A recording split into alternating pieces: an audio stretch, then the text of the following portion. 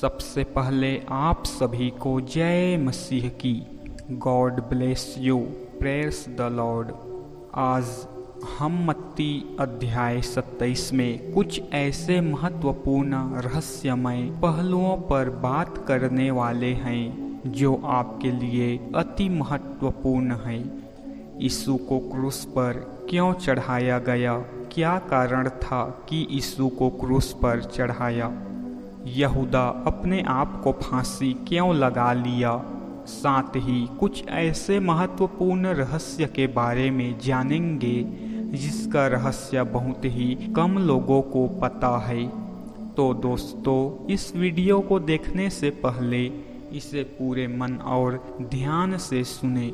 हमारे वीडियो का उद्देश्य मसीहियों को यह समझने में सहायता करना है कि प्रभु यीशु मसीह का दूसरा आगमन निकट है और उन्हें बाइबिल के अनुसार जीवन कैसे जीना चाहिए। साथ ही यह वीडियो उन सभी के लिए है जो जीवित और सच्चे परमेश्वर को जानने और समझने की इच्छा रखते हैं।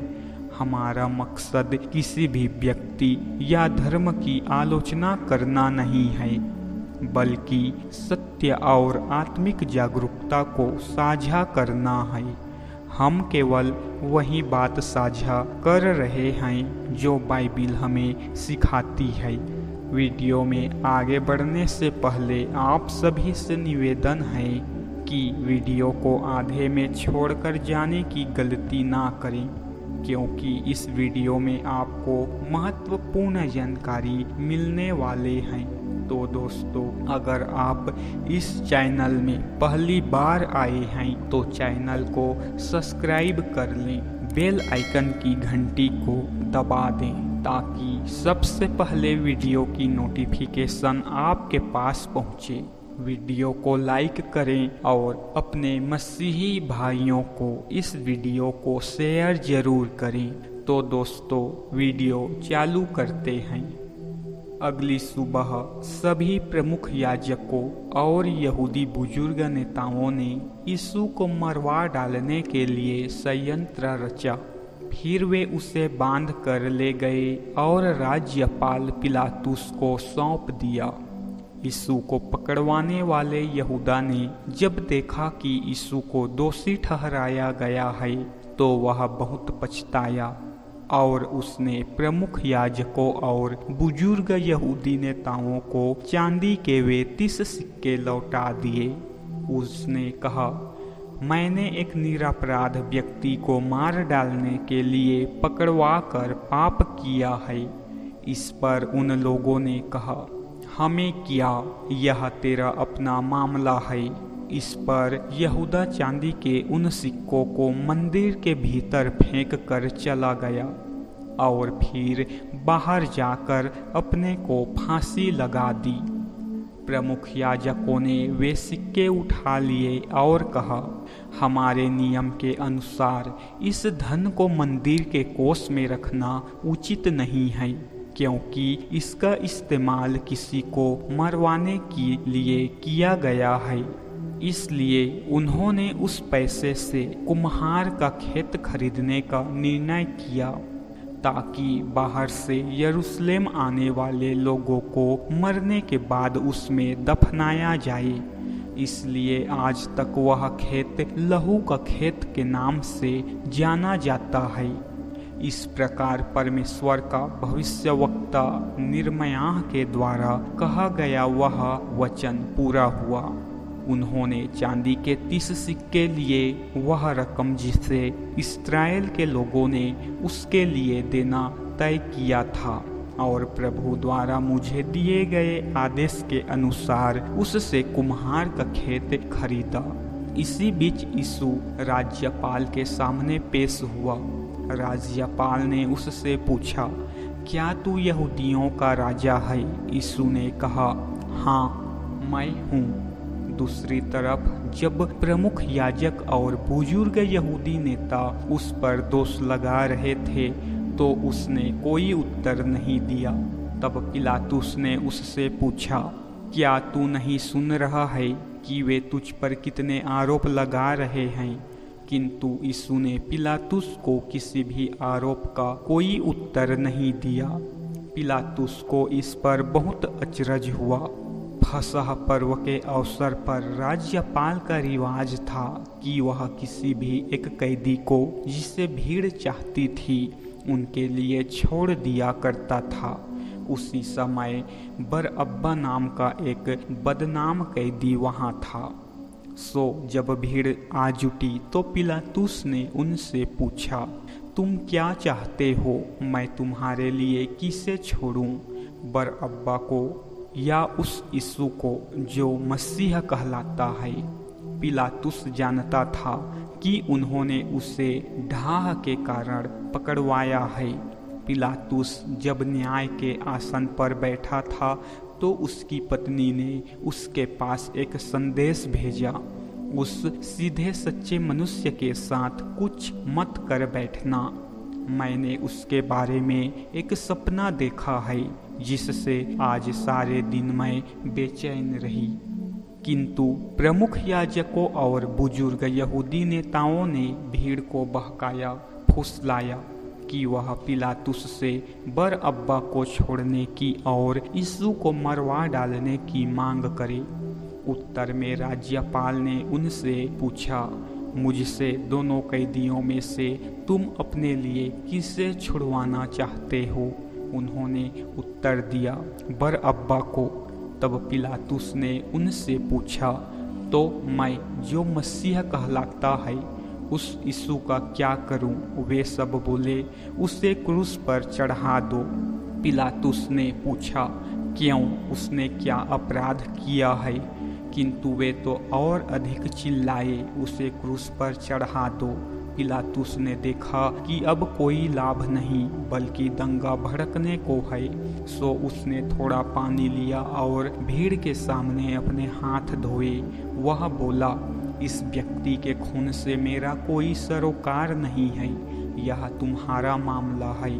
उत्तर में सब लोगों ने कहा, इसकी मौत की जवाबदेही हम हैं और हमारे बच्चे स्वीकार करते हैं। तब पिलातुस ने उनके लिए बरअब्बा को छोड़ दिया और यीशु को कोड़े लगवाकर क्रूस पर चढ़ाने के लिए सौंप दिया।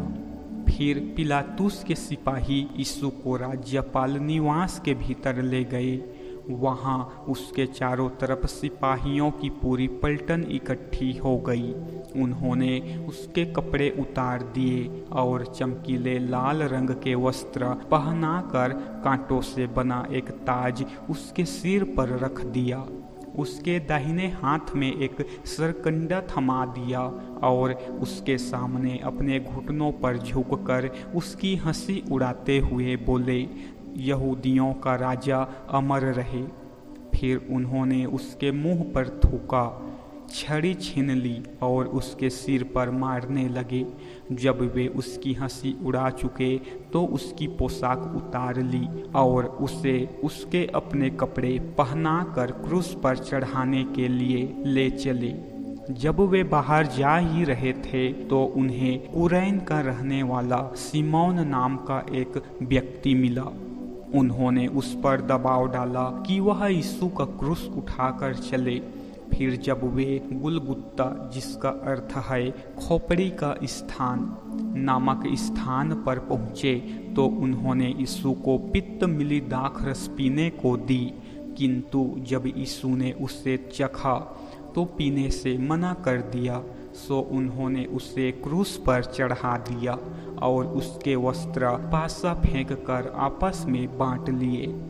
इसके बाद वे वहां बैठकर उस पर पहरा देने लगे। उन्होंने उसका अभियोग पत्र लिखकर उसके सिर पर टांग दिया, यह यहूदियों का राजा यीशु है। इसी समय उसके साथ दो डाकू भी क्रूस पर चढ़ाए जा रहे थे, एक उसके दाहिने ओर और दूसरा बाईं ओर। पास से जाते हुए लोग अपना सिर मटकाते हुए उसका अपमान कर रहे थे।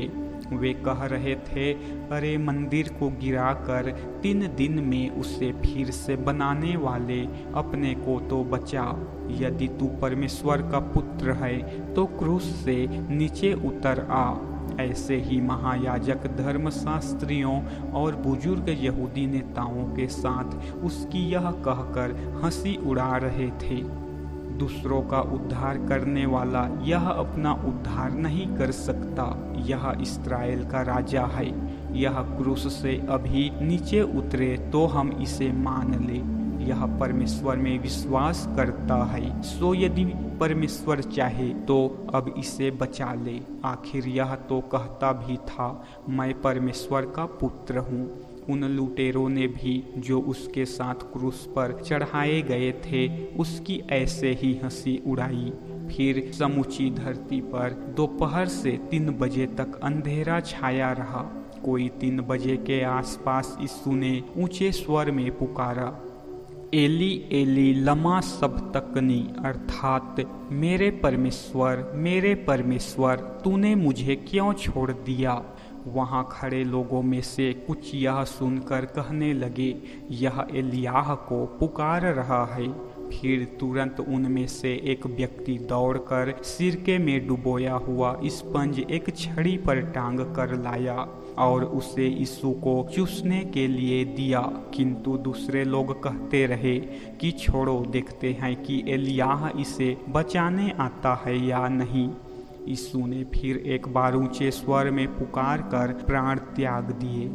उसी समय मंदिर का पर्दा ऊपर से नीचे तक फट कर 2 टुकड़े हो गया।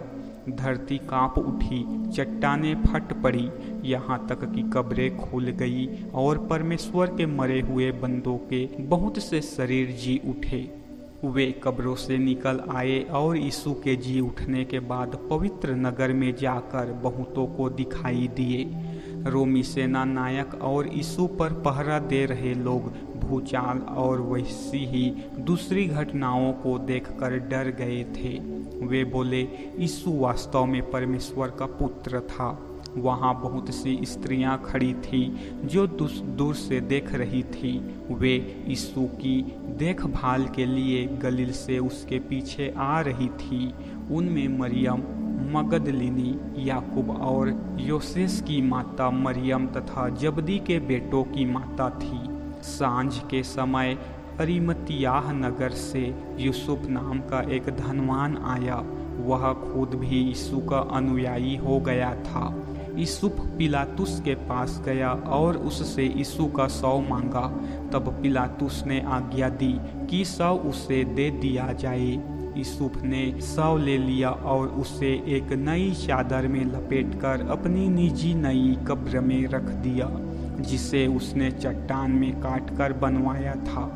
फिर उसने चट्टान के दरवाजे पर एक बड़ा सा पत्थर लुढ़काया और चला गया। मरियम मगदलिनी और दूसरी स्त्री मरियम वहाँ कब्र के सामने बैठी थी। अगले दिन जब शुक्रवार बीत गया तो प्रमुख याजक और फरीसी पिलातुस से मिले। उन्होंने कहा, महोदय, हमें याद है कि उस छली ने जब वह जीवित था कहा था कि तीसरे दिन मैं फिर जी उठूंगा। तो आज्ञा दीजिए कि तीसरे दिन तक कब्र पर चौकसी रखी जाए, जिससे ऐसा ना हो कि उसके शिष्य आकर उसका शव चुरा ले जाए और लोगों से कहे वह मरे हुओं में से जी उठा। यह दूसरा छलावा हम पहले छलावे से भी बुरा होगा। पिलातुस ने उनसे कहा, तुम पहरे के लिए सिपाही ले सकते हो, जाओ, जैसी चौकसी कर सकते हो करो। तब वे चले गए और उस पत्थर पर मुहर लगाकर और पहरेदारों को वहां बैठाकर कब्र को सुरक्षित कर दिया। इस प्रकार से प्रभु यीशु मसीह को सूली पर चढ़ाया गया।